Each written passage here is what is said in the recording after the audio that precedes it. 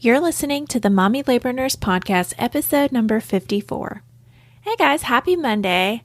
I have a really cool episode, 2 episodes actually. The next 2 are going to be super cool to share with you guys. If you're a fan of the Mommy Labor Nurse Podcast and you recently listened to my birth story of Ryland and my postpartum experience episode with Ryland, you'll know that I recently hired on my friend, Tiffany. She's my friend and we have a lot of cool connections, which I'll go over in a second. But I recently hired my friend Tiffany. She's been working for Mommy Labor Nurse now for a little while, and she came on full time a few months ago as well. And she was on that episode just talking through helping to interview me for that birth story and that postpartum experience. And I've been meaning to have Tiffany come on and talk about her motherhood journey and how that has gone, because it has been a whirlwind. I'm not going to give any spoilers because she is just a wonderful storyteller and she just did a great job going through her experiences. So I'm not going to spoil too much, okay? Because I really want you guys to tune in and listen to this. But I will tell you that her story from start to finish is really, really incredible. And it was really cool to sit down with her because I know her. I told this to her after the episode. I know her very well, and she is one of my best friends for sure. And I know all of these things that she told me as she was telling her whole journey, everything. We sat down for a long time and talked through. But I can't say that I've actually heard it and actually kind of understood it before she really sat down with me and talked it the whole way through. So it was very cool for me as her good friend to hear this again, in order, giving me everything in order and talking through her feelings and everything. So it was cool for me as her best friend to hear it again. And yeah, it's always fun when you know somebody personally, when you interview somebody personally. Definitely felt like I was going to cry a few times as she was talking. So yeah, super cool episode. So I did want to just preface, if you guys don't know Tiffany, I guess we kind of go over it in the intro when I first start talking to her, but I wanted to go over as many connections as I can think of how I know Tiffany. Okay. So first of all, Tiffany and I have known each other for probably, I want to say 12 years, because my husband and I have known each other and been dating for about 11 and a half years. So I've known her for a little bit longer than I've known Brian. So we've known each other for about 12 years, but we weren't really friends back in the day. We kind of were more, I was much closer with her sister, Tara, which I still am. Like Tara and Tiffany are both, 2 of like my best friends. But I was definitely closer with Tara at first, and I kind of knew Tiffany because she was Tara's sister. So Tara and I worked together at a little restaurant in Raleigh, and we got to know each other, and we, hung out. And through her family, I kind of met my husband, and we, everybody, we were all kind of in the same circle of friends. So I've known Tiffany for, like I said, about 12 and a half years. And then, so another connection is her husband that she's married to now, used to be Brian and I, our roommate. So Ben lived with my husband, Brian, before I even started dating him. I started dating Brian and lived there. And I moved in. All 3 of us lived there. We had a little dog, our little dog Daisy. So all 3 of us lived there. So that's also a connection. And then Tiffany and I probably started to get closer after she started dating Ben. And this was, she can probably tell me better than I know, but this was probably 5 years ago. Yeah, I think 5 years ago she started dating Ben. I think she said it in the episode. It was like a New Year's Eve kind of situation. So Tiffany and I, we definitely started getting closer after that. She started dating Ben, and this was kind of around the same time that she started working at the same hospital that I work at as well. So that's another connection. We also work at the same hospital in labor and delivery on the same floor. So yeah, we were coworkers, and she was dating he wasn't still my roommate at the time, but my old roommate, and he was also in, the circle of friends. We just all kind of knew each other. So we started getting closer. And then I think that was about the time that I got pregnant with Walter. We started bonding just, over that. And then Tiffany and Ben started hanging out more and getting real close. And she eventually moved into Ben's house, which Ben moved about a block away after he moved out. This is just, everybody's real involved in my life now. Let's just go through, Tiffany and Liesel real quick. So anyway, so Ben moved about a block away, and Tiffany moved in with Ben there, lived there. We started getting closer, because she was now my neighbor. And then I think I had Walter, and, getting closer because now I had Walter, and I think she babysat a couple times, would watch Walter a couple times for me. And then Tiffany and Ben moved out of that house, and they built a house across the street from us. So they lived about a block away, but now they built a house like across the street from us. Okay. So they were like even closer neighbors for a little while. And yeah, so we were neighbors for, I don't even know how long they lived there, 2 years, something like that, a year and a half, through, she'll talk about when she got pregnant with her first one, and we became even closer after that. They were over here, or we were over at their house like almost every single weekend, just hanging out. So yeah, I guess she's no longer my neighbor. She has moved away, which I'm very sad about, but it is what it is. So she was my old roommate's husband. She is a good friend. She's my best friend. She was my neighbor. She was my coworker. She is my coworker up at the hospital. And now she works for Mommy Labor Nurse too. So yeah, we're just real intertwined. And you know what? It works. Tiffany and I are very different. We're similar in some ways, but we're very different people. And I think that's why we get along so well, and why we have so many of these connections. And we've never really gotten into huge fights or anything, because we're very different people, but we respect boundaries. And yeah, it just works. So pretty cool. That's Tiffany in a nutshell. Is this even a nutshell? This is kind of a long intro. But without further ado, let's get into this week's episode all about Tiffany.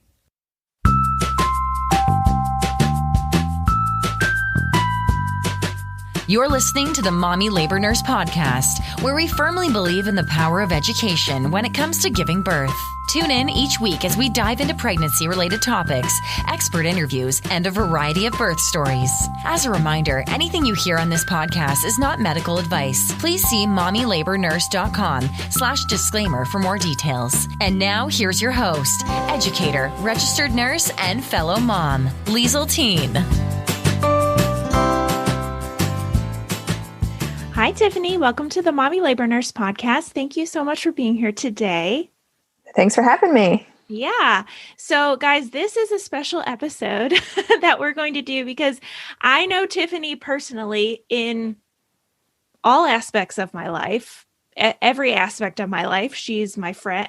I guess you're technically not a member of my family. That's probably the only aspect of my life that you're not like a blood relative of mine, but she's one of my good friends. She is also a member of Mommy Labor Nurse. I work with her. We just have a lot of connections.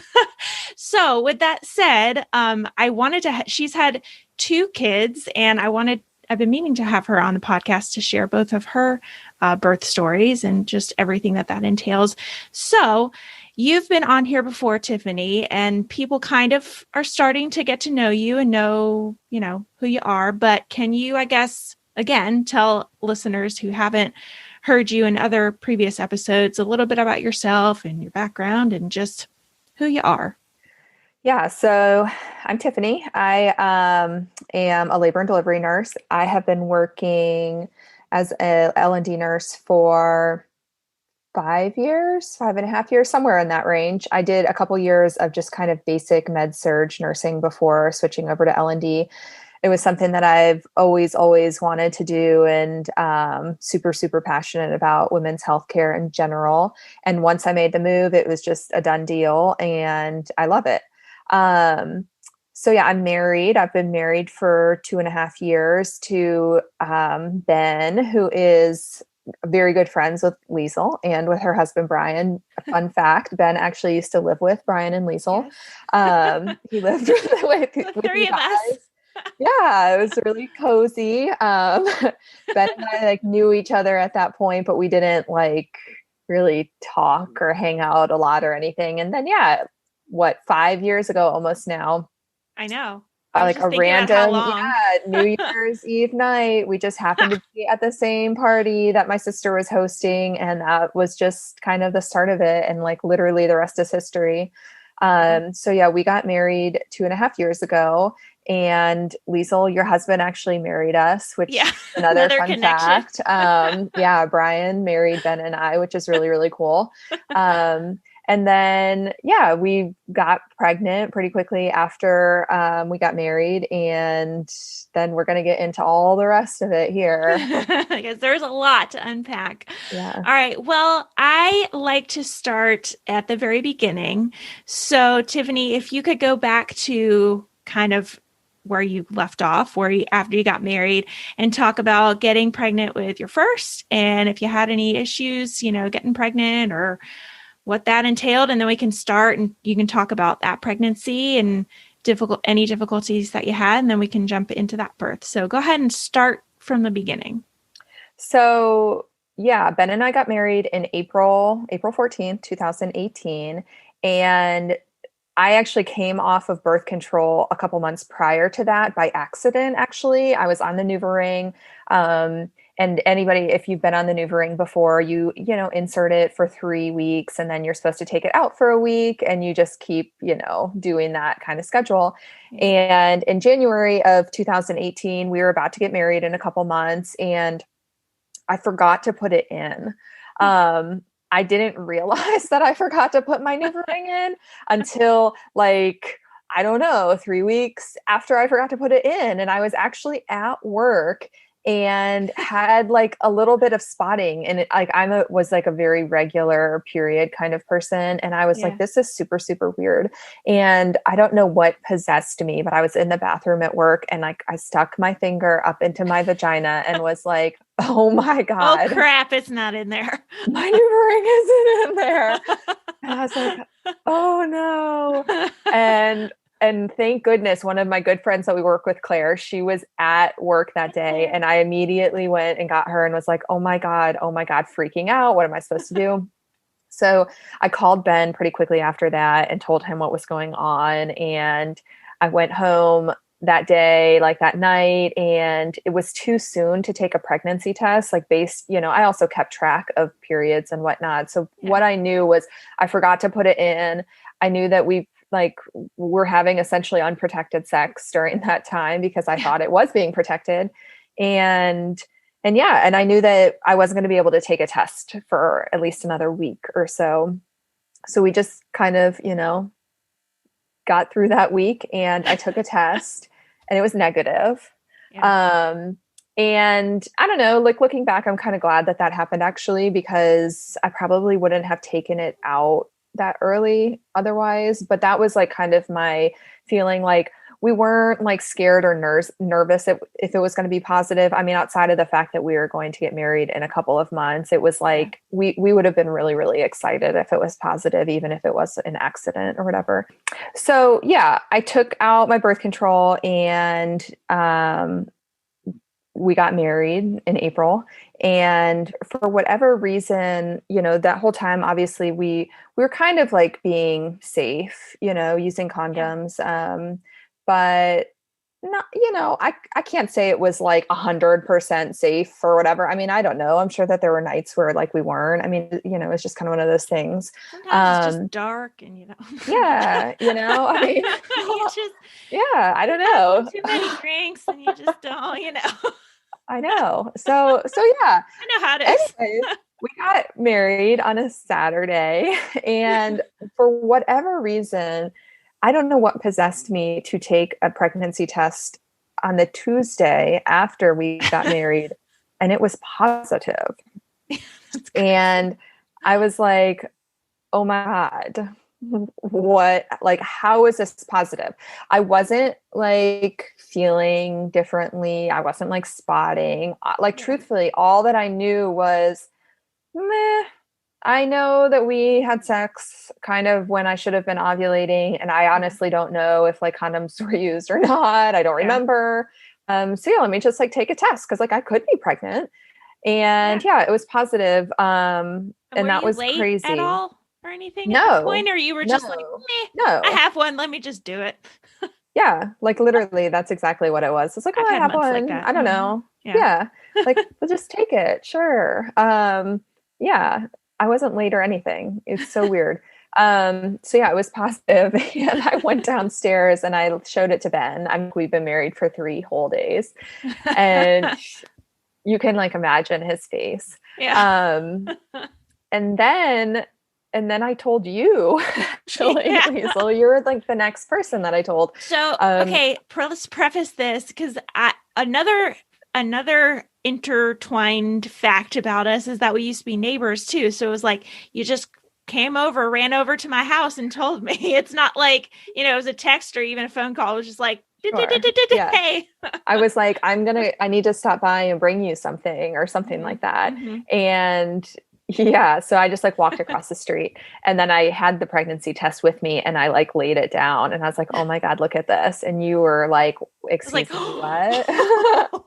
Yeah. So that happened. And like we were getting ready to go on our honeymoon in a month or so. We were going to go to Italy, and it's like these really conflicting thoughts of like being really, really excited, but then also being like, oh my gosh, like this is going to kind of like ruin our honeymoon, and I can't drink like wine, and I can't eat the fancy cheeses and meats over in Italy, and this is kind of sad. But also I'm really excited. So yeah, that happened. And then actually it was like the next day, within a day or two, I started having like brown discharge, nothing like crazy, but very, very similar to how like leading up to your period is like, your period's coming because you just start to have this kind of change in discharge. And, I told myself like, okay, like, I don't know, maybe it's like implantation bleeding. I mean, anybody that's gone through something like this knows you tell yourself whatever you can to try and make you believe that what you probably know is happening isn't happening. Right. But yeah, then like the bleeding just got heavier. And so I took the test on Tuesday, and by Saturday, it was like my period. I took a test that morning, and it was still positive. And then we had 2 birthday parties to go to that day. I like vividly remember this, for friends like who it was their little kids. So that was really, really hard being there. And I'm still like in denial, total denial that it was, that. And yeah, it was what we call a chemical pregnancy. Essentially, with a chemical pregnancy, like there's something that happens. A lot of people think that it's probably something genetically going on with the embryo, that like fertilization happens, but there's something goes wrong in the implantation time, and like the pregnancy essentially just kind of dissolves.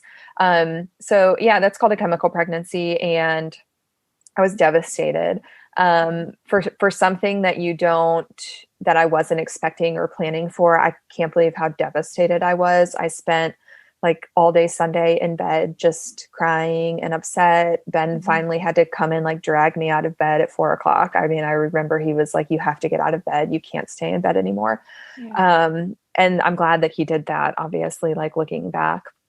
But yeah, I didn't tell a whole lot of people initially. It took me probably like 2 weeks to tell people. And once I started talking about it, it was actually really, really therapeutic for me to talk about it. So I still to this day am really, really candid about that experience because it helps me, cope. It helped me at that time to cope with it.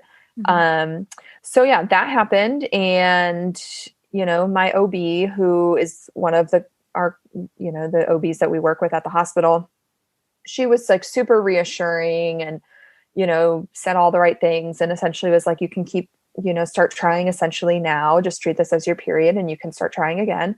So we did. We went to Italy and had a great time. And like looking back, I'm really glad that I wasn't pregnant on my honeymoon. And yeah, we tried for probably another 4 months, maybe without any luck. And that was really hard for me too. I was just going to ask that if that was, very emotional. Exactly the time frame of when you got pregnant with your first one after that. Yeah. So I got pregnant with Wyatt in July. Okay. So it was like 3 months of trying, 3 or 4 months, something like that. Yeah. Not like an insane amount of time, but enough that I felt it, and when you've experienced an early miscarriage or any miscarriage or anything, like you start to question, is this ever going to happen? Is there something wrong? Why, and every month that goes on, it was like an emotional roller coaster. You have like the period where you're, okay, I know I'm ovulating. So like, let's have lots of sex. And there was a lot of, pressure, I guess, on that end. And Ben did not like that pressure. Like, it turned from this, like what's supposed to be an enjoyable thing and kind of relaxed to like really structured and rigid. And, at that point, I just like, I wanted it so badly. I had experienced what it was like to be pregnant for 3 or 4 days and knew that I wanted that so bad. And it made it that much harder. And yeah, it was just like month after month of just like, okay, another one. And like I was saying, this roller coaster, you've got this high when you're, trying, and then you've got this like hopeful period for another week and a half or 2 weeks until you can take the test. And then you can take the test and you want to take it early, but like, you shouldn't take it early, but I'm going to take it early because I can't wait. And then you do, and it's negative, and you're like, okay, well, maybe it was too early. Let's try again tomorrow. So you're constantly just giving yourself like kind of false hope, sort of. And it's a mind FUCK. That's what it is. It really is. And like, I only experienced that for 3 or 4 months. Like my heart completely goes out to parents who deal with long-term fertility issues. I cannot even imagine how emotional and difficult that must be, because 3 months of it was just torture. And it was torture for my husband. I mean, he's the first one to say that, like, he wishes like it didn't happen that way, obviously. And he was like, I can't, like, I literally don't know if I can handle another month of your hormones and like all of this going on, because then I would get my period and I would be like depressed for a day or two of just reeling back. And then you have to wait another, 14 days to take it, to try again. So it's just hard. And then it's like, do I even, I mean, I guess this is maybe a personal question, but like, were you to the point, because I could see myself not even wanting to have sex unless it was like intentional. Like, did you get to that point where it's like, okay, I would get my period and then I would start and I would know that like, okay, yeah, I guess we can have sex, but like, it doesn't really mean anything and blah, blah. Like that just, again, I feel for anybody going through that cycle of, trying to conceive, fertility issues. It's just. Yeah, it's really hard. I don't particularly remember feeling that way. But I do, like I said, I vividly remember the pressure of that time and like, oh my God, we have to have sex like right this instant. And if we don't, then you can miss it. Yeah. And like, I would cry if like Ben didn't want to, or if like we weren't able to for whatever reason. I didn't want to like go do anything that night or be anywhere that like would disrupt it. I mean, it became this really, really rigid thing. And I know. And then like not fun. People say, just relax. Like it will happen if you just relax and you don't care about it. And like, that is bull crap, you know? Yeah. Like when you want something that badly, you can't relax over it. I'm way too in tune with my body to know like when I'm ovulating, you know? So I can't just be like, oh, let me just forget about it, you know?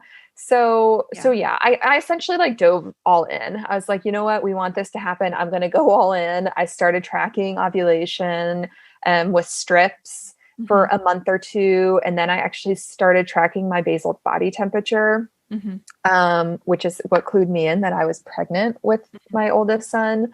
So yeah, I just kind of like dove all in, and looking back, obviously I can recognize 3 or 4 months isn't that long in the grand scheme of things, but in the moment it felt like a really, really long time.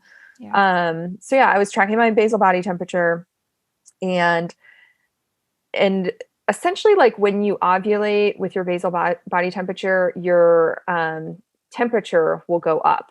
And like, there's all these rules surrounding it, and you have to take it first thing in the morning before you get out of bed. And it's to like the 100th of a degree and, you know, or 10th of a degree, something like that. And you have to get a special. Yeah. There's like a special thermometer for it. And essentially if you conceived, then your temperature remains high. And then if you don't conceive, then your temperature drops back down.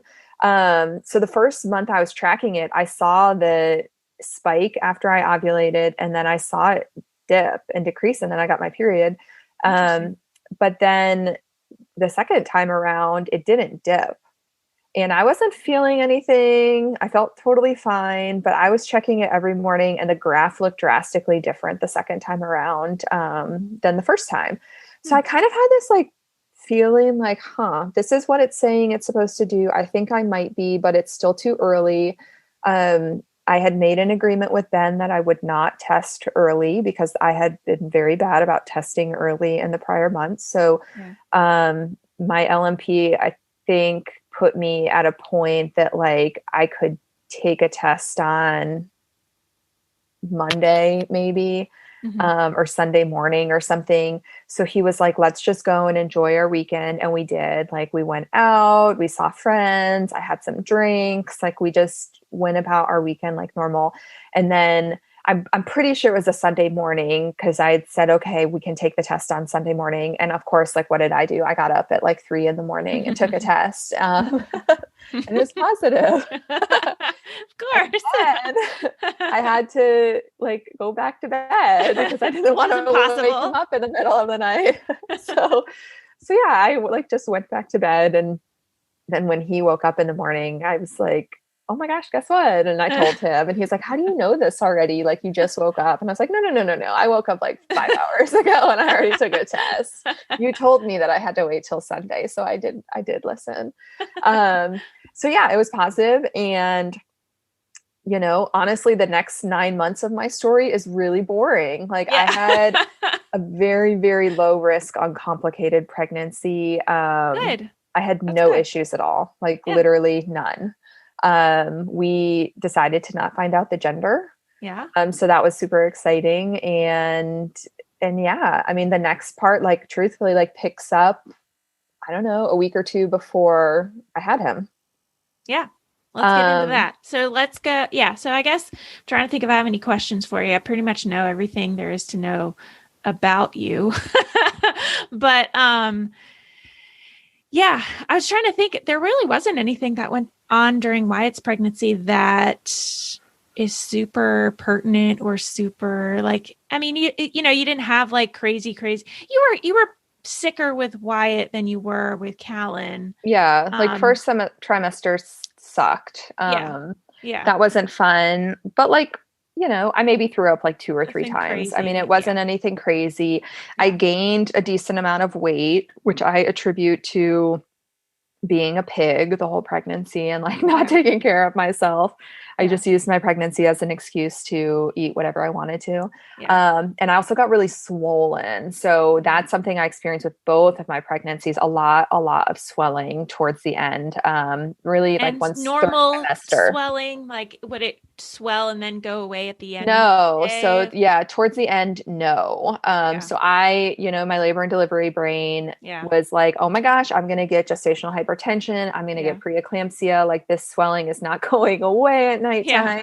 Even like compression socks wouldn't help. Like nothing was helping. And Yeah. it got that way early. I mean, like mid 20 weekish, getting into the third trimester is when the swelling started. And then it just like ramped up. So I probably gained like 40 to 45 pounds with his pregnancy. And I do think a lot of that was swelling. I mean, obviously some of it was also like all the brownies and cookies I ate, but a lot of it was the swelling. Okay. So yeah, like I was due on April 21st, which was Easter of 2018. And I was very fixated on how delivery was going to happen.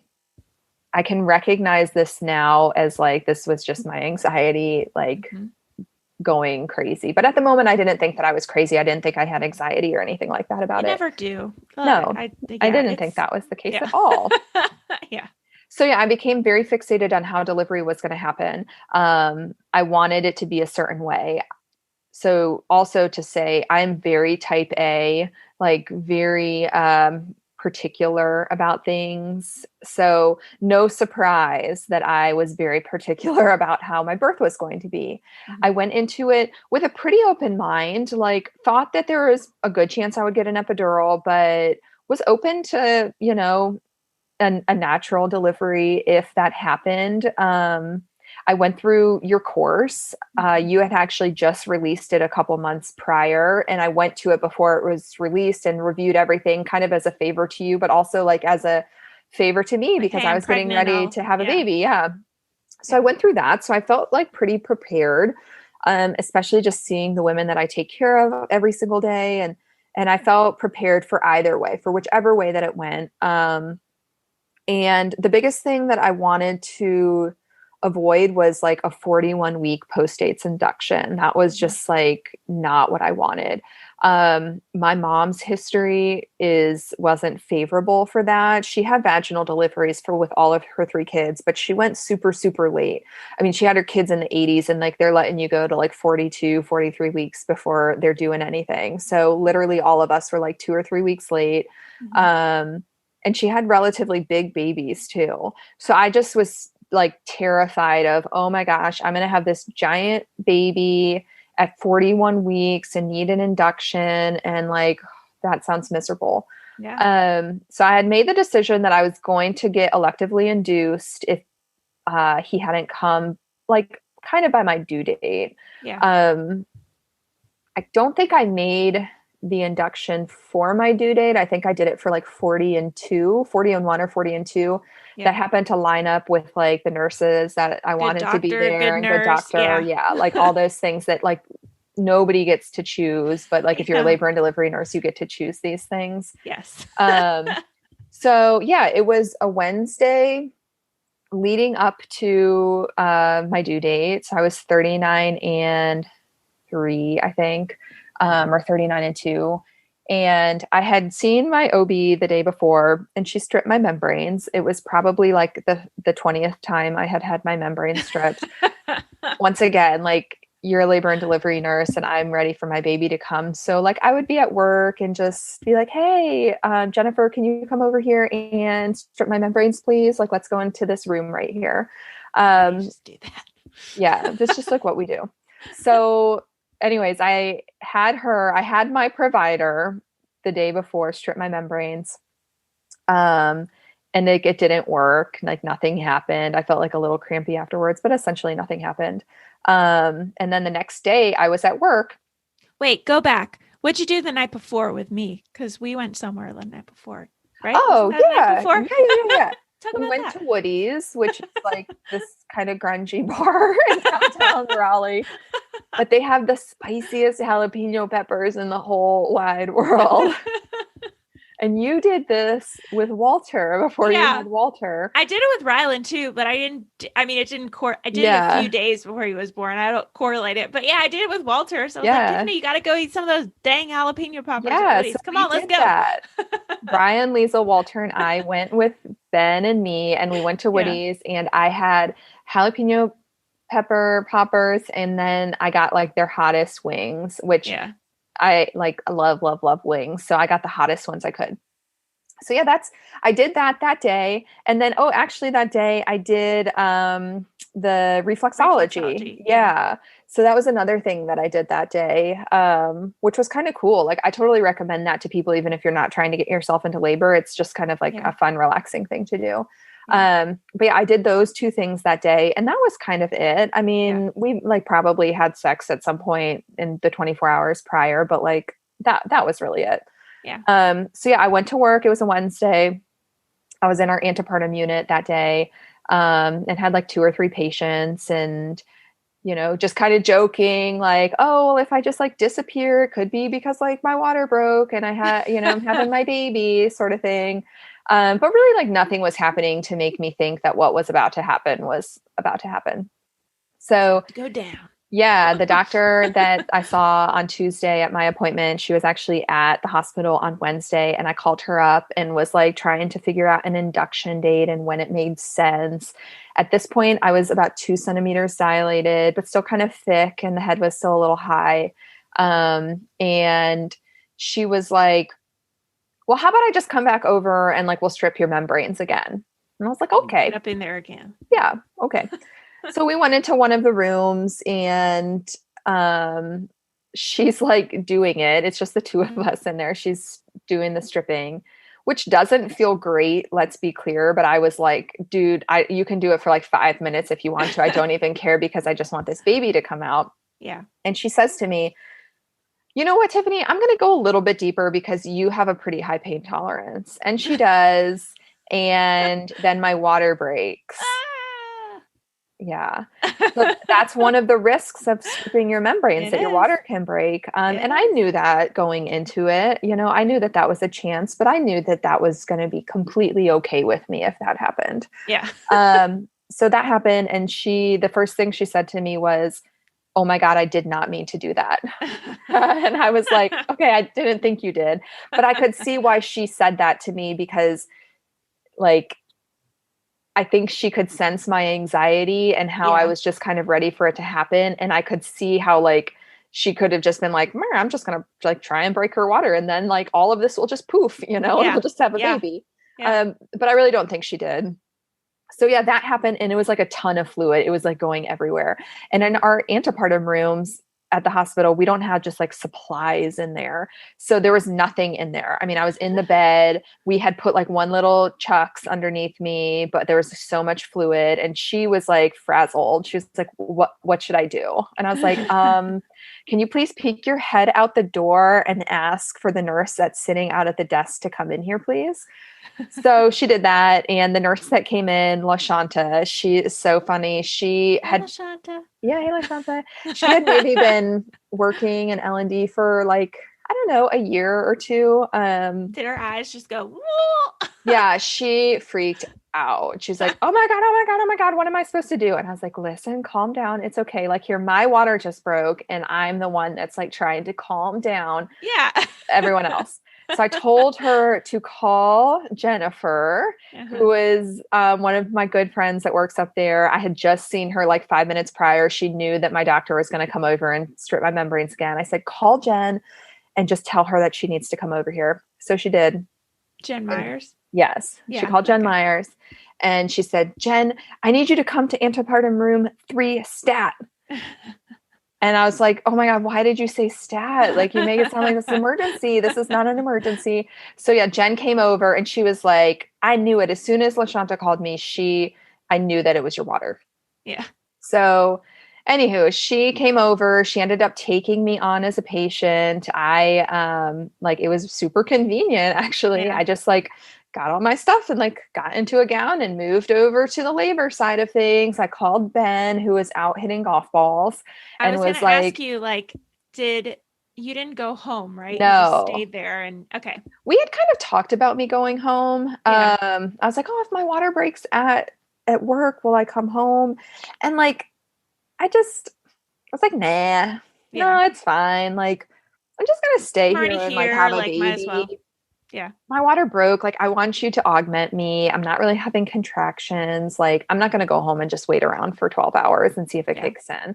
Yeah. And I did start having some tiny little contractions after that happened, but like nothing crazy. So I knew I was still 2 centimeters at that point. I was like, I knew that I was going to need something. Something. Yeah.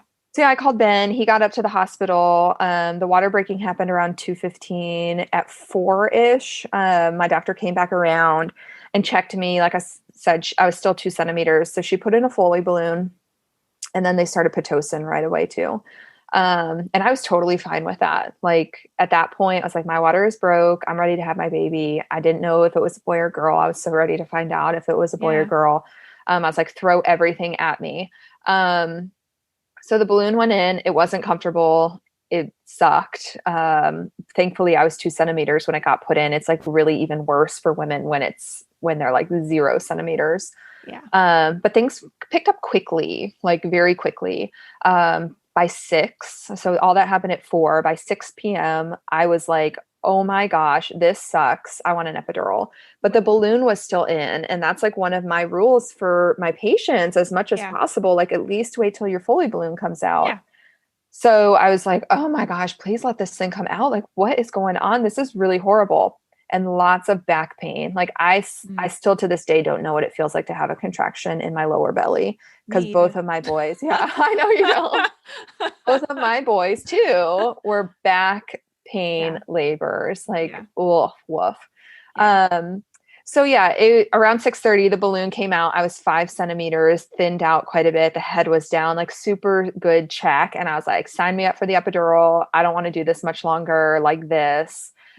Shift change happened. So Jen left, and then Jill was the night shift nurse that came on, and it was great because I got to pick her too. And then I got my epidural and was super glad that I got it. Like no like hesitancy or anything. I don't regret it at all. So glad I got it. And they just kept ramping up the Pitocin. My baby looked great on the monitor the whole time.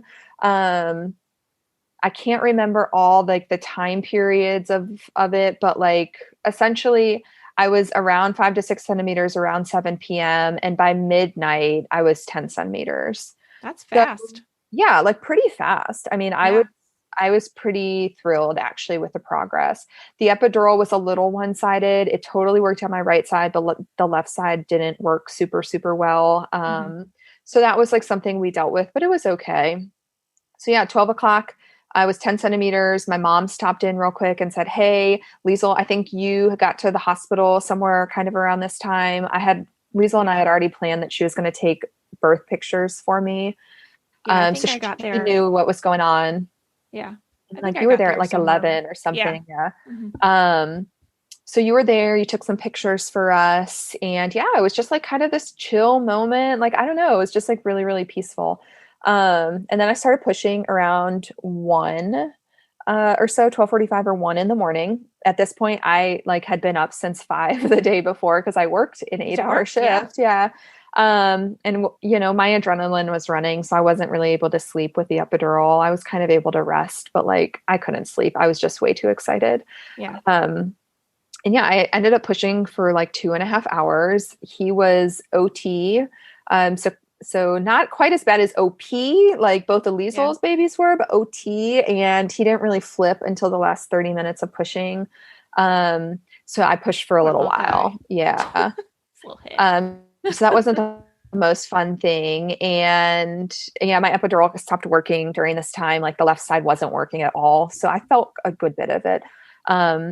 He came out and he was a boy, and we had a pretty good feeling that he was a boy. So it wasn't like overly like a super surprise. Yeah. I mean, at that point I didn't even care what came out of me. I just like wanted this thing to get out of me. His head also crowned for like a really, really, really long time. So I was just like so over it. But yeah, he came out. I didn't tear at all. I had 2 little labial tears, but no perineal tear. And I was like super, super pumped about that. Yeah. That's something that like you, like, I know you care about if you about don't, it, but you don't. but yeah, as a labor and delivery nurse, I was like, oh my God, I can brag about the fact that I did not have a perineal tear. Yeah. And he was a big boy. I mean, he was 8 pounds, 2 ounces. Yeah. So yeah, it was great. And yeah, like I went to postpartum. Those couple days were like totally fine. And then we went home and yeah, now I guess we can start talking about the kind of the aftermath, because I do want to get into the aftermath of everything too, because I think it we were talking before this episode, it really pertains to your second birth. So yeah, so you just had Wyatt, you're getting home. And then tell me, I guess, walk me through those first few days and then those first few weeks and when you started to feel changes happen. Yeah. So I planned to exclusively breastfeed. That was something that I really, really, really wanted to do. I had envisioned this perfect breastfeeding journey in my head, and had very, very, very high expectations for myself. I wanted to do it for a year. As we already talked about, I'm type A personality. I set high expectations for myself. You talked about it for like your birth. You had the same mindset almost. Sure. Yeah. So that led me up to that type of personality completely led me to what happened 2 months after he was born. So we were breastfeeding. It wasn't going well. I don't have very good anatomy for breastfeeding. I didn't realize that like how important that was, but I don't have inverted nipples and I don't really have like truly flat nipples, but I have very short nipples, and they're not elastic at all. So like when he would latch on, like there was nothing that was like hitting the high palate in his mouth or anything. Like it was just hard. It was hard for him. He had a tongue tie too that we had to get lasered. But we didn't do that until he was like 5 or 6 weeks old. And breastfeeding was just really, really, really hard and insanely painful. Like every time he latched on, toe curling, I would cry. He wasn't leaving like blisters or cracks in my nipples. It wasn't like that. It felt like sandpaper on my boob, like on my nipple every single time he latched. It was just the most horrific pain that I had ever experienced. Like worse than labor. I mean, I know that's crazy, but like, I mean, it's not crazy, but I would happily go through labor. Yeah. I would go through labor again instead of having to go through the 8 weeks that I went through of trying to nurse him. Yeah. So yeah, we got his tongue tie done, and like I thought that maybe that would help. And like it kind of did. The pain wasn't as bad. There was still pain, but it wasn't as bad. But then he wasn't transferring milk well, which is relatively common for boys, especially. They just don't, they're lazy. Like they're just lazy. And our friend Sandy, who's been on your podcast before, she was kind of with me along the way, and she was telling me all of these things and like, just stick with it. And like, don't quit on a hard day. And, all these like mantras that she tells all of her mamas, which was great. I was just texting her tonight. Yeah. She's so great. Yeah. And it just, so it was like a Monday, and I went to her support group, and we did a weighted feed there. And he transferred like 2 ounces of milk, which he was 6 or 7 weeks. I was gonna say, 6 or 7 weeks. Yeah. And I knew, because at this point we were kind of doing like 50-50 nursing and me pumping and just bottle feeding.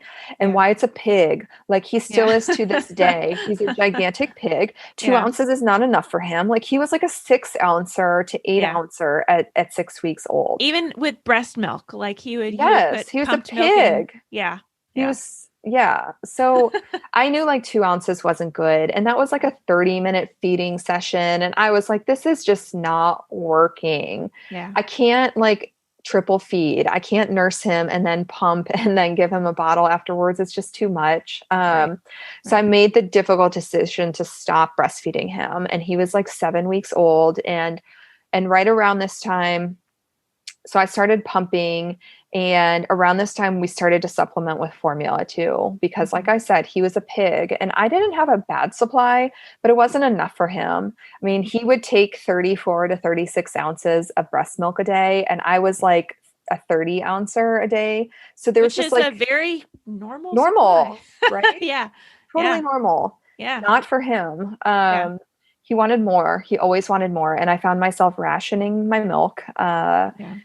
And it wasn't healthy. It wasn't good. I was so focused on me and what I wanted. Yeah. And was not paying attention to like him. And it's weird because like I was paying attention to him because I was saying all of these things like we need to exclusively breastfeed and only breast milk and like all these things for him. But yet at the end of the day, like it really wasn't for him. It was for myself that I wanted to do those things. Because when you start to ration your baby's milk, like that's no longer, you're not doing what's best for your baby. No way. So yeah, we decided to introduce some formula, and that was not an easy point for me. I don't even know if I'm the one that did it. I think it might've been Ben that gave him that bottle. It was hard. But truly like doing it the first time was helpful. Like once I did it once, it got easier and easier with every feed that I did it after that. Yeah. And then, I decided that I was going to exclusively pump, and I did that for like 2 days. And it was like it was like a Monday that I decided to stop breastfeeding him. And then it was like a Thursday, I think, when my life exploded.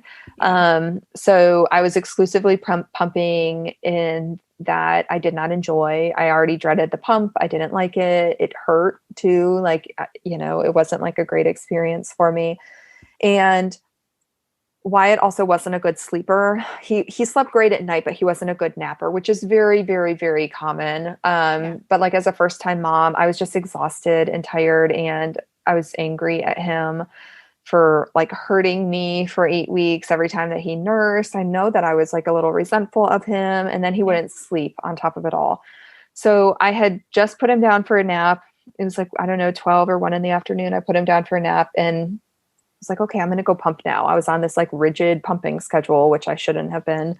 It's like, okay, I'm going to go pump. And I started to pump, and like, of course, what happened? 5 minutes later, he wakes up crying. So I'm like, oh, but I need to pump. Okay. So I like take the pump upstairs, and I'm trying to still pump and hold him and comfort him. And it was just too much. Like the pump was in my way. I couldn't even feel like I could like hold him and comfort him in the way that I needed to because of this dumb. How to respond to that. Thanks, Siri. That was like perfect timing too. We should leave that in. It's like, okay, thanks, Siri. Thanks, Siri. I wonder how long it was getting my audio for. I don't know. So stupid. Okay, anyways, this is like the pinnacle of your story. You're at this moment at the crib, and you're like comforting him. Thanks, Siri. Okay. Thanks, Siri. And we will get right back into today's episode after a quick break from this week's sponsor. This episode of the Mommy Labor Nurse podcast was sponsored by Kindred Bravely. Kindred Bravely is a company built on love, a love that is poured into every piece of clothing that they bring to life. Their clothes are meticulously designed to make your motherhood journey easier from the bump to the breast and beyond. They have 2 goals: creating maternity and nursing clothes that are beautiful, useful, and comfortable, and building a community of moms who support and encourage each other on their motherhood journey. I have a few of their bras personally, and I'm obsessed with them. I think we all realize, especially as we get older, the importance of a really, really good bra, no matter how big or small your boobs are. And we all have those certain bras or pieces of clothing in general in our closets that are our favorites and that we always go to. And that's definitely how I feel about my Kindred Bravely bras. I'm all about comfort and support, but more about comfort. And I just think Kindred Bravely just does such a good job with the comfortableness of their clothes. If you're interested in anything Kindred Bravely, they did give me a code for you guys for 20% off anything on their site, excluding bundles and gift cards. The code is MLN20, and you can just go to kindredbravely.com. And now let's get back to today's episode. Okay, so I'm pumping, and he starts crying. And I go upstairs and I'm trying to comfort him and the pump is in the way. And it was just too much. And I just felt trapped. Like I was so unhappy. I pulled the pump off of me and just grabbed my baby and held him. And I went downstairs and just started bawling. Ben works from home. So he was home and he was like, what is wrong? And I was just like, I don't want to do this anymore. I don't want to ever have a pump on me ever again. I am not happy. Like, I'm not okay. Yeah. And we kind of sat there talking about it for a little bit. And I just, I like exploded. I've never felt that way ever before. I knew at that moment that something was very wrong. Yeah. I can't say I was in denial about it in the 8 weeks prior to this, but I was in denial. Like, looking back now, I can see a lot of the signs, but like even you, Liesel, you said something to me. I was probably like 4 or 5 weeks postpartum. And I said to you, sometimes I just want him to go back inside of me. Yeah. I didn't say that I don't like want him to not exist. I just said, sometimes I want him to go back inside of me and not be here anymore. Yeah. And you said to me, you know, like this might be postpartum depression. Like that might be what is going on. And I was like, nah, that's not what's happening. Because I remember it was a few weeks. I mean, that's an odd thing to say at any point, but I would more normalize it a few days or a week, you know, when you're still in the very beginning of it. But like, I think you were 3 or 4 weeks out and you said something like that. I think you said, I want him to go back inside, or I think you said like, I want to run away. Like I want to leave him and Ben, like I want to run away or something. Yeah. It was something about running away too. Yeah. And like, I could recognize that like I couldn't do those things. And, you know, I felt that way. But I don't know. It was just, I just wasn't happy. I wasn't as happy as I thought that I was going to be. Yeah. And when you said that to me, like, I don't know, maybe this is kind of getting into like some PPD. I was just, I don't think I said it to you, but in my head, I was like, absolutely not. I don't get PPD. Yeah, right. Like, I'm not going to get postpartum depression. Like, crazy looking back on it now, because you cannot help it. Like, let's be clear, you can't help if you get postpartum depression. And you almost have none of the risk factors really either. I don't. The only risk factor I have is like being a type A personality and being a bit controlling with my life. That's pretty much it. I don't have any history of like mental disease or disorder. So it was 8 weeks. I fully think that my giving up breastfeeding was the trigger to this happening. But it was a Thursday afternoon. I knew that something was not okay and that I needed help. Thank goodness I was able to recognize this thing. I immediately called my mom. She came over and hung out with Wyatt for the rest of the day. I called Claire, who is one of our coworkers, but a very, very good friend of mine, who had shared with me her own journeys after she became a mom.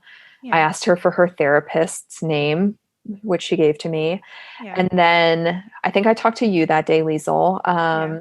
And you know, reassured me that I was taking the right moves, making the right steps. I called my provider, who, like, fortunately, because of our job, like I have her phone number and her cell phone number and was able to call her. Yeah. And then like all of those things couldn't happen right away though. Like I talked to my provider and she was like, I'm going to put in an order for Zoloft for you if you feel like you need it. I called the therapist and she talked to me on the phone for about an hour, but was like, I can't see you until next week. Yeah. So I don't know. I kind of felt a little trapped. You know, I talked to Ben about it and he wanted to find like more of an immediate solution, like not a fix, but like something immediate that I could do that would make me feel better. So I went up and exercised. We have a Peloton at the house. I went and rode the Peloton. He felt fairly confident that that would help. And it did. It was an energy release for sure. And I still at this point was like, I knew something was wrong, but I thought that it would be like, if I get a good night's sleep, then like I'll feel better. Yeah. So that night I went to sleep and like I got up to pump, but Ben essentially took Wyatt that night. Like he got up with him, he gave him his bottle. I got up and pumped, but like I essentially didn't have anything to do with Wyatt that night. Like maybe one time I got up with him, which was fine. But then the next day I didn't get out of bed till like 11. I Was didn't. that good? You felt like that No. was Oh my no. gosh. Yeah. It was even worse. Like the next day Yeah. was even worse. I thought that if I was going to get a lot of sleep and like I could just, Yeah. I thought I like literally thought I could just like sleep it off kind of. Yeah. And, and yeah, I slept till like 11. Ben finally came up into the room with Wyatt. He had him in the Solly wrap and like I couldn't even look at him. I couldn't look at my baby. I didn't want to look at Wyatt's face. I didn't want to touch him or hold him. I wanted nothing to do with him. Yeah. And that's then really when I knew something was wrong. That was terrifying. And so, yeah, I left the house. Ben's mom came over because it was a Friday and Ben had to work. So his mom came over and I left. I went and had lunch with my dad. And then I went over to my brother and sister-in-law's house who had just had a baby within a couple of weeks before. And I was totally fine being around my nephew. Like no issues or hard feelings or anything like that. It wasn't a baby thing. It was a my baby thing. It was a Wyatt thing. Like I didn't want to be around him. So I spent the afternoon over at their house and just like talked to them about what was going on and was very open and candid and transparent. And, you know, my brother is a great guy and like put a lot of things into perspective and tried to just kind of make me see like I had these really big expectations for myself. And like, how could I possibly have known before I even had a baby that I was going to like breastfeed for a year and that I wasn't going to like put my baby in daycare. And, you know, I had like made all these decisions and like, I didn't even have a kid. Like, how the heck was I supposed to know that I wasn't going to want some of these things? Because at this point I was like, I was planning on going back to work part-time and I was going to keep Wyatt with me during the week. And my mom was going to watch him one day during the week, but I was like, no, he's not going to daycare. He's not going to anywhere else. Like I decided all of these things before he was even here. And then here all this happened. And I was like, oh my gosh, I can't spend 5 days a week with him. Like I can't watch him and be his sole provider. I don't want to do that. So that was really hard to deal with too. So yeah, all this happened on a Friday. I finally got back home at like 6 and felt better. I was able to like hold Wyatt and I felt okay about that, but I was terrified still. I didn't want to be alone with him. I wasn't having like thoughts of hurting him or harming myself, but I felt like I was completely inadequate to take care of him. Interesting. Yeah, I didn't think that I was doing a good job. I felt like a terrible mother, like a horrible mother. And I didn't want to be left alone with him. And thankfully it was a Friday that this happened because Ben was off of work for the weekend and I didn't have to be alone with him. So he stayed with me. He was home all weekend. And then I planned to go see this therapist on Monday. And she kind of was just like, just get through the weekend. Like, I am here. You can call me if you need to, but just like get through the weekend, rally up as much support as you can this weekend, but call me if you need something or if you're like really not okay. Yeah. And so yeah, we got through and I went and saw her on that Monday and just met with her for an hour. And like the first meeting of therapy is more like history gathering and stuff. So I didn't feel like it was like super helpful because we didn't really even get to like dive into like the actual problems. A lot of it was just her asking about my family history and then my pregnancy and trying to just like get some information for her just kind of basis to move forward, which is important, but also super important. Yeah, I mean that you got to get to know your patient, but it would have been like it's like you wish that it could have been all. It could have been all. Yeah. I was going to say that before when you first started talking. And because I remember when you talked to me, whatever the day that was, the Thursday that you came over and you were so like fixated on that. It's like, I can't do this anymore. And it's like, I know what's going on and I want it to go away right now. Yes. Like, and that's very, if this is something that you're listening to right now and you're struggling with, like there is, yes, there are definitely concrete things that you can do, but it's like, yeah, it might be 3 days before you can go see a therapist. And then it might just be an intake the first session. And then you have another session a few days later. So it's like, that is a truth to it. But yeah, I very vividly remember you saying that you were like, it was like you felt completely hopeless, that there was no, I have to, this is not, I need to fix this right now. It now. Yeah. Like I'm a control freak. This needs to get fixed now. I recognize there's a problem. I'm admitting that I have a problem, and now it's time for me to get a fix to it. And I felt like I was upset that I didn't get to just go see a therapist immediately. I didn't want to spend the weekend continuing to feel this way. And I really, truly thought that I was going to feel that, like how I felt for the rest of my life. For the rest. I know. I remember you saying ever. That. Yeah. I was terrified. I've never been so scared in my whole entire life. And like looking back, I didn't even deal with it for an extended amount of time. Once again, like I can't imagine women out there who deal with this for a very, very long time. Yeah. I know. I've talked to women who have postpartum depression for a year, if not longer than that. I mean, it's scary. I can't imagine. And I'm grateful that I'm in a position where I knew what the symptoms were and like what to recognize. And I was able to get help so fast, because I think that's what so many women just think, that some of these things are like normal. It's like just being a mom. Yeah. Yeah. No, it's not about being a mom. Like this is not normal. No. So yeah, I mean, I went to that first therapy meeting and, we talked about it for like 10 minutes. So I can't say that I felt better when I walked away from that meeting. And every day, truly, I did feel like better and better and better. I still was terrified to be like alone with him. And I'm grateful that I have a husband that works from home and was pretty much around 24/7 if I needed him. Yeah. But yeah, it was really hard. I hadn't gone back to work at this point. That was another thing that compounded this. I was really bored. Like I'm a very independent person. Like my work, I love my work. I feel very fulfilled being at work, and I missed being there. I actually contemplated at this time going back to work early, which I know is crazy. And like, I'm sure women out there are like, oh my God, you wanted to go back to work? Yeah, I did. I didn't want to go back to work like 3 days a week, but I kind of just thought like maybe I just go back 1 day a week, because I needed an outlet. Like I needed to feel like myself again. Yeah.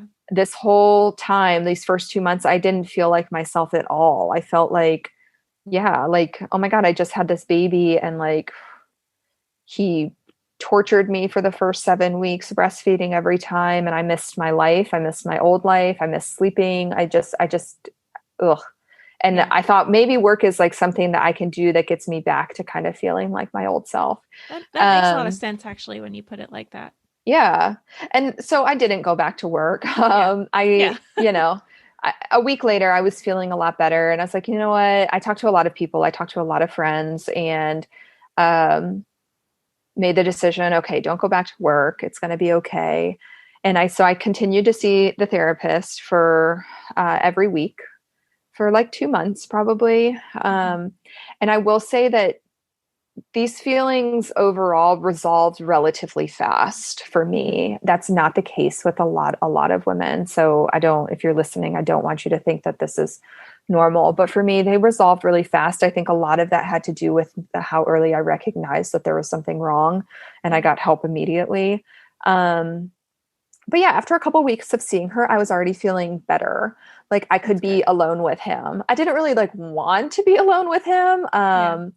But I could be alone with him. I still wanted my husband to be around like as much as possible, but it wasn't this like fear that I couldn't take care of him. And she helped me recognize a lot of things. Just like, I mean, probably one of the biggest ones was that, we talked about that the ending of breastfeeding was a trigger.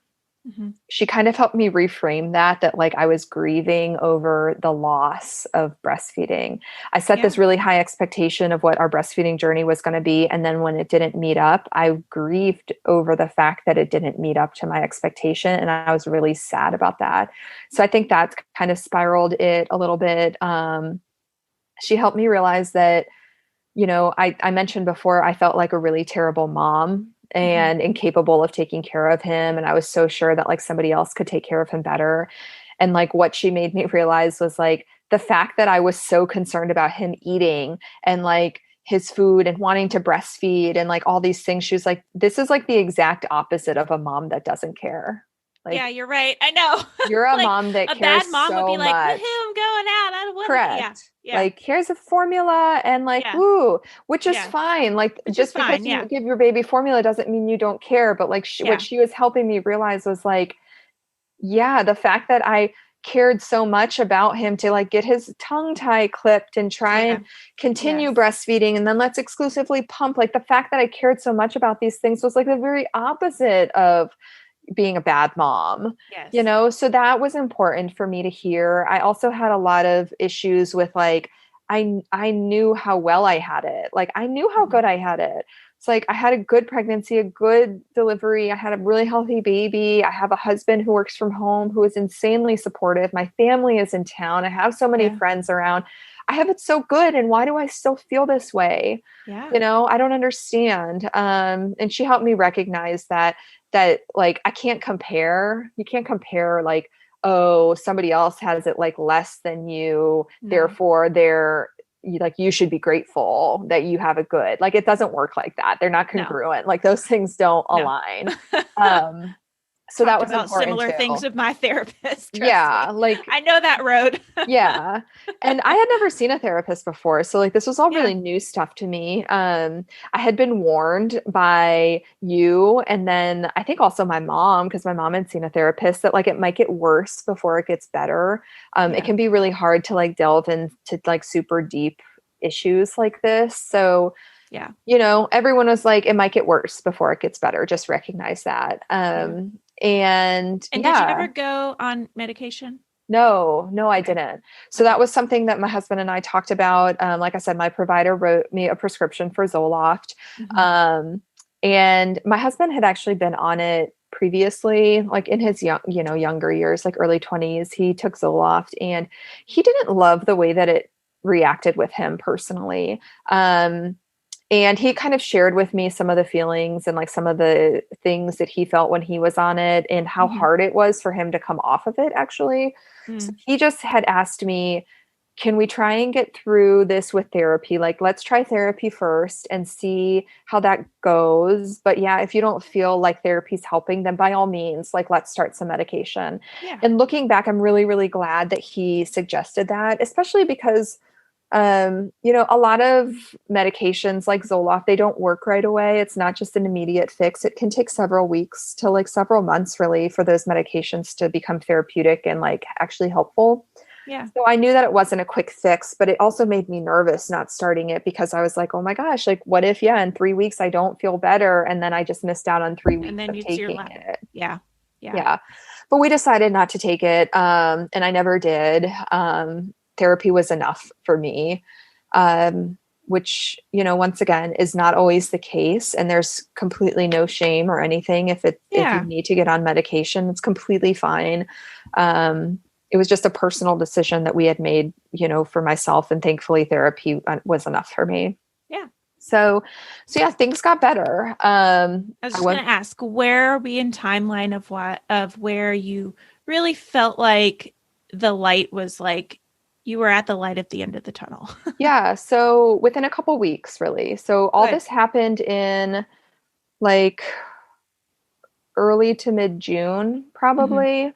And by like mid-July, I was feeling better. And I was getting ready to go back to work around this time. Like my 12 weeks were up. I was going to go back to work. We talked about that a lot in therapy and how that was going to be. I got daycare set up with him, which was, like I said, something I wasn't planning on doing, but something that I ended up finding, which was a stressful process. because as a nurse, like, it's not just as easy as like, let's find a 5-day-a-week daycare. I knew that I didn't want him to go to daycare 5 days a week. I just needed like a day off without him. So I found an in-home nanny that a friend of mine recommended, and that ended up working out. But the process of finding her was a little bit stressful.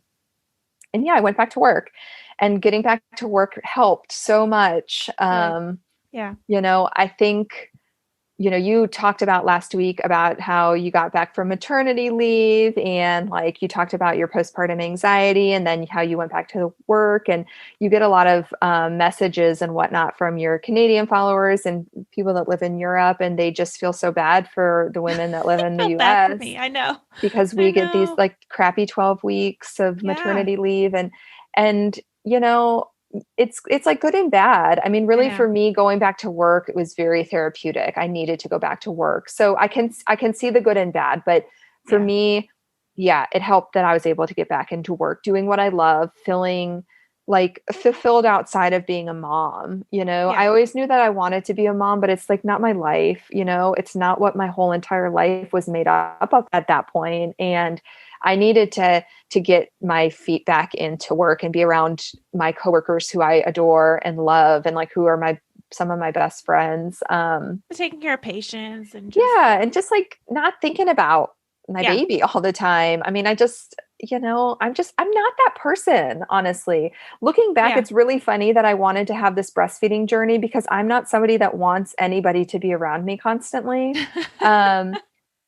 So it's interesting to me to think like that. Touch is not your love language either. So. It's not. Liesel and I have talked about love languages a lot over the years, and physical touch is not my love language at all. Yeah. Like at all. I don't ever want you to touch me. I know. That's actually a good insight for people who may be struggling with that aspect of breastfeeding, because there's a lot of touching. Yeah. A lot of touching when you breastfeed a baby. And it's weird now, because like I love to give my boys hugs and like love to kiss them and whatnot. But it didn't align. When you're not feeling full in other aspects of your life, and your love language is not touch, and you're constantly being touched, it can be like super repulsive, almost. Yeah, repulsive. Yeah, right. It was weird. It was weird. It took me a while to realize that, though, like months and months and months and months. No, that makes like total sense to me. Well, Tiffany, I want to jump forward a little bit, probably 2 months forward, and talk about something very significant that happened.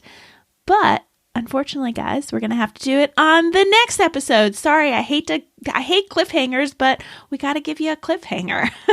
So stay tuned for the next episode of the Mommy Labor Nurse podcast. Tiffany is going to pick up right where she left off and tell us her cliffhanger surprise that happens. So stay tuned for next episode.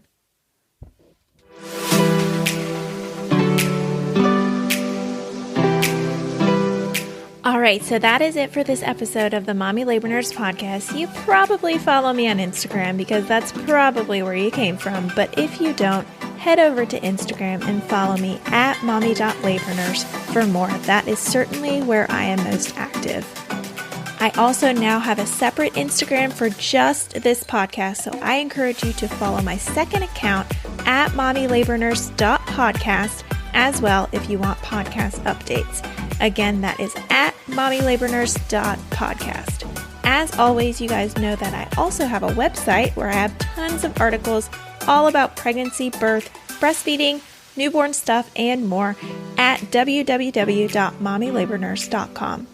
I want to hear more from you on how much you love this episode of the podcast, or how you think I can improve. So leave me a comment on one of my pictures, send me a DM, or send me an email with all the love.